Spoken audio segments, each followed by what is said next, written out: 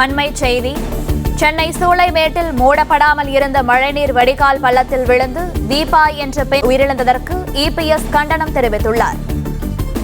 இதுகுறித்த கூடுதல் விவரங்களை தருகிறார் எமது செய்தியாளர் ராஜகுமரன். ராஜகுமரன், வணக்கம். இது பற்றிய மேலும் விவரங்கள்.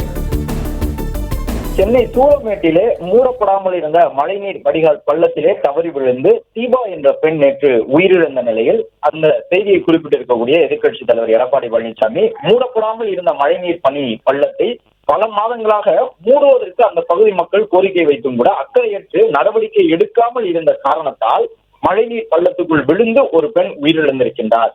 உயிரிழந்த பெண்ணினுடைய உடற்கூறாய்வு அறிக்கையிலே சுமார் அரை மணி நேரம் அவர் உயிருக்கு போராடியதாக வரக்கூடிய தகவல்கள் பதைபதிக்க வைக்கின்றன என்று எதிர்க்கட்சித் தலைவர் எடப்பாடி பழனிசாமி குறிப்பிட்டிருக்கின்றார்.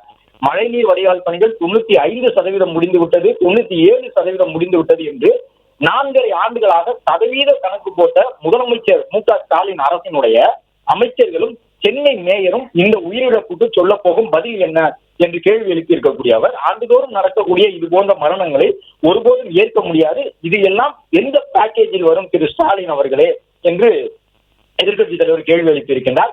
மழைநீர் வடிகால் பணிகள் முடிந்த பாடில்லை, மழைநீரும் வடிந்த பாடில்லை, அப்பாவி உயிர்கள் பறிபோவதை தடுக்க வக்கில்லை, இப்படிப்பட்ட ஒரு ஆட்சி இருந்து என்ன பயன் என்று விமர்சித்திருக்கக்கூடிய அவர் தீபா உயிரிழப்புக்கு முதலமைச்சர் தலைமையிலான அரசு முழு பொறுப்பேற்று அவருடைய குடும்பத்திற்கு உரிய நிவாரணம் வழங்க வேண்டும், மழைநீர் வடிகால் பணிகளை இனியேனும் பாதுகாப்பு நெறிமுறைகளோடு மேற்கொள்ள வேண்டும் என்று சென்னையிலே சூளைமேடு பகுதியில் மழைநீர் வடிகால் பள்ளத்தில் விழுந்து பெண் உயிரிழந்தது தொடர்பாக குறிப்பிட்டு எதிர்க்கட்சித் தலைவர் விமர்சித்துள்ளார்.